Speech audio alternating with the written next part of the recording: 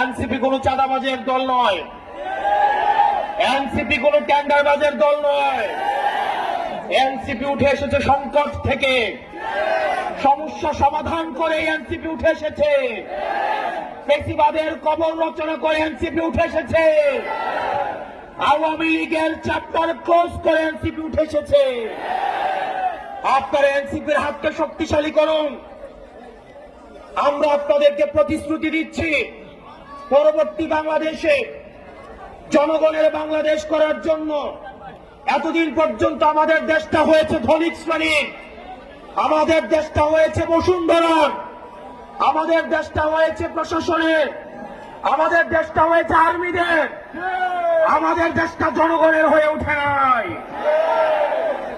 আমরা আপনাদেরকে প্রতিশ্রুতি দিচ্ছি, এনসিপির নেতৃত্বে ক্ষমতা জনতার হাতেই আমরা ফিরিয়ে দিব।